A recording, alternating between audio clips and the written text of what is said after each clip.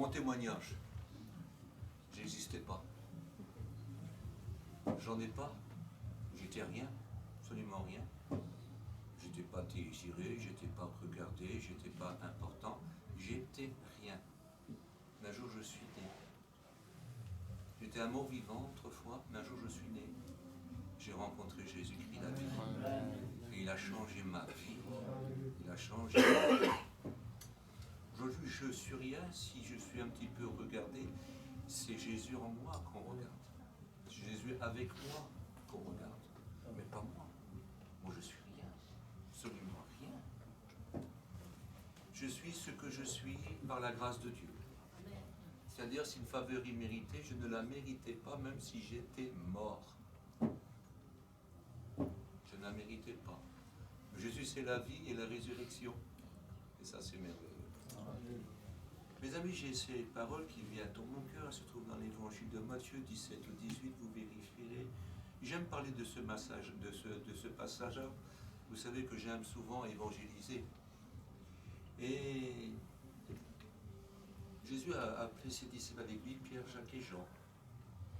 Puis il est allé à la montagne de la Transfiguration, une haute montagne de la Galilée, peut-être pas la plus haute, mais une haute montagne de la Galilée. Puis il est monté au sommet avec eux. Les disciples étaient très très fatigués, énormément. Vous savez, on est souvent fatigué avant de voir la gloire de Dieu. Ils étaient vraiment très fatigués, mais ils ont lutté contre le sommeil et ils virent la gloire de Dieu. C'est-à-dire qu'il s'est passé quelque chose d'extraordinaire. Ce simple homme-là, parce qu'il a paru comme un simple homme, une partie de sa vraie nature, une petite partie de sa vraie nature s'est manifestée. Ils ont vu lumière. Quelque chose, écoutez, de doux, de bon. Sa vraie lumière, elle est insupportable pour l'homme normal. Insupportable. On ne pourrait pas le voir et vivre. Mais une partie. Un éclat extraordinaire. Une nuée qui est venue. Et dans cette nuée, deux hommes. Moïse et Élie. Moïse représente la loi. Implacable, dur. Œil pour œil et temps pour temps. Et puis, l'autre, c'est les prophéties. Et puis Jésus est là. Voici que la loi dure et implacable et toutes les prophéties s'entretiennent avec le Maître Jésus. Mais c'est leur maître à eux aussi. Hein. Ils s'entretiennent de ce qu'ils doivent faire pour que toutes les prophéties soient bénéfiques pour nous. Et pour que toute la loi ne nous accuse plus, qu'elle la ferme pour toujours, qu'elle soit déchirée, détruite. Jérusalem, Jésus, tu vas souffrir et mourir pour eux. Et toute la loi que tu as accomplie sera pour eux. Et toi, tu es l'auteur de toutes les prophéties. Ça sera tout pour eux. Ils disparurent. Et Jésus resta seul. Seul avec eux.